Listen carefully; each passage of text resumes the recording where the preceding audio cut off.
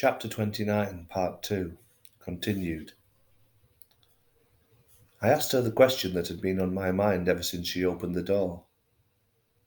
May I ask, are you Mrs. Green, or Amanda, or a relative of William? No, she replied. Mr. Green, or William, never married. My name is Miss Mary Graham. I'm a nurse, a specialist nurse and carer. Let me introduce you to Mr. Green, but please be quiet, as he's sleeping at the moment. She stood up and walked towards the stairs, and I followed. I felt very uneasy, but intrigued at the same time.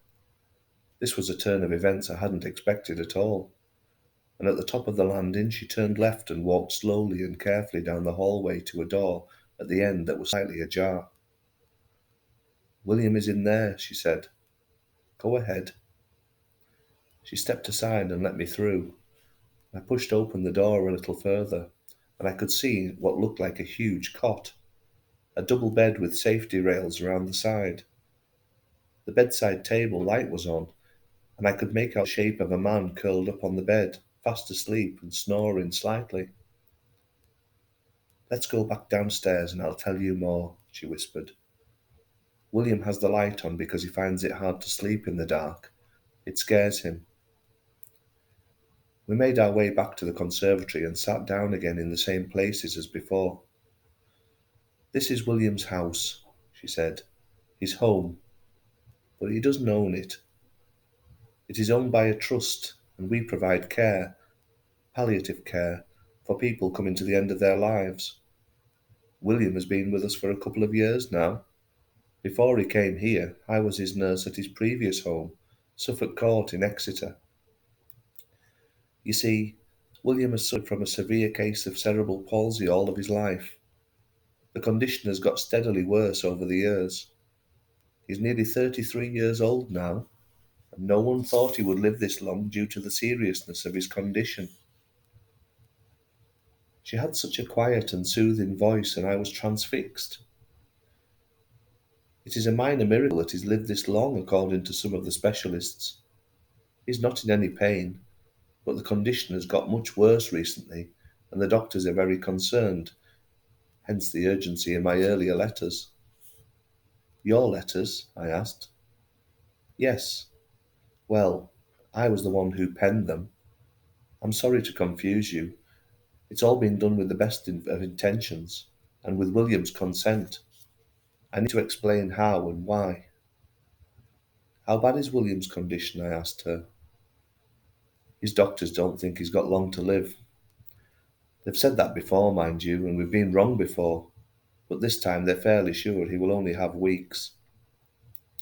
They said they would be surprised if he made it to the summer." I asked her, "Is he able to talk, to communicate?" "He is," she said. "His speech is very slurred now, and he has lapses when tired. His memory, both short and long term, isn't good now. It frustrates him.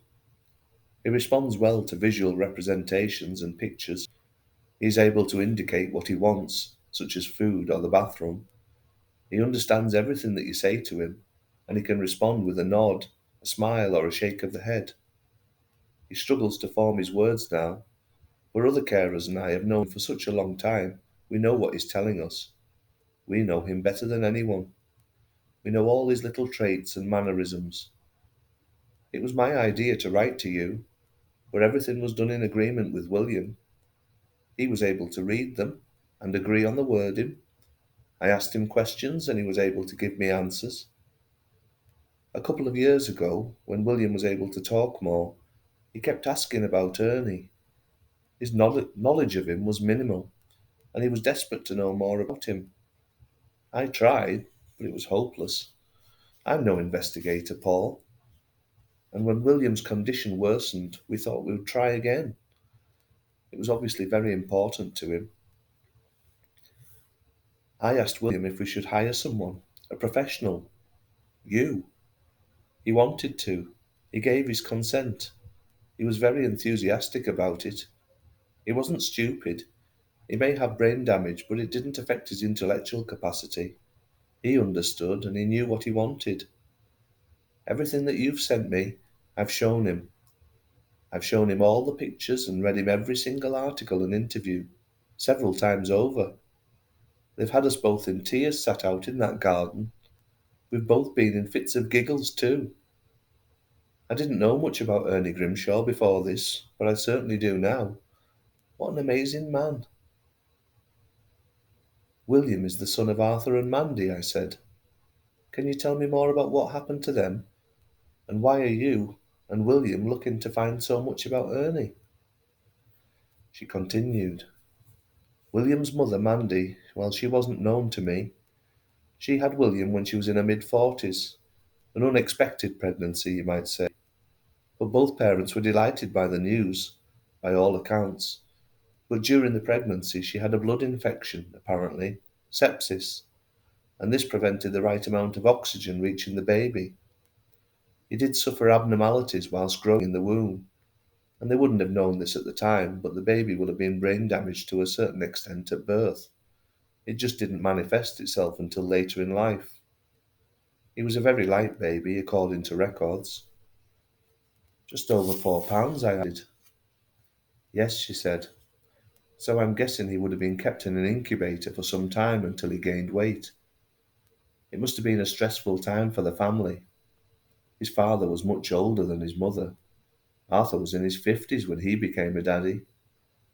And when William was finally taken home, things must have seemed normal at first. For the first 2 or 3 years at least. It can take that long before the signs become more obvious. You know, things like a lack of balance or blurred vision. He might have been unable to say certain words and get bad headaches that would cause endless sleepless nights. It must have been awful for the family not knowing what was wrong. William was diagnosed with cerebral palsy around the age of 4. There would have been some help from the NHS, but parents were largely left to cope on their own back then. Incredible to think that that was the case at the start of the 1990s. It would have been a battle to get help from the state, and it can't have been easy for two older parents with no experience of the system. William lost his mum at an early age. She died shortly after turning 50.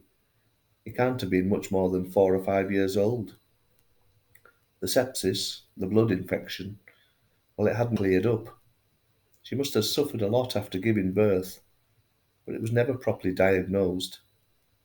The infection later transferred to her vital organs, and on her death certificate it was recorded as kidney failure brought on by blood poisoning. Such a terrible shame. What happened to William then? Did he go into care? I asked. No, not at all.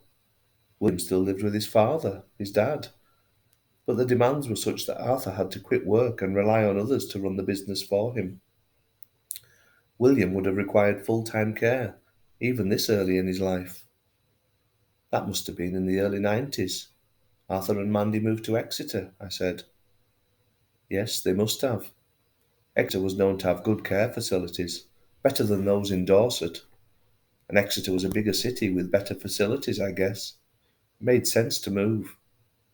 I believe Arthur set up an office there for the business, but it can't have lasted more than a few years. The demands on his time must have been huge. I interrupted here as the pieces began to fit together. Ernie and his wife Samantha used to come down to Devon a lot to help out. They must have been coming to support Arthur and William. Yes, I think that would be the case. William talked about his Uncle Ernie and Auntie Sam a lot. I think they really eased the burden on Arthur. William attended a special school in Exeter. That would have given Arthur time during the day. His house would have been adapted to accommodate a stair lift and wheelchair. When William was about 10, the doctors thought he might die. He had a particularly nasty fall, bumping his head in the process, but he recovered from that. It's a horrible condition, Paul, and many specialists have been prophets of doom over the years. But he's still with us. His life carried on like this throughout his teenage years.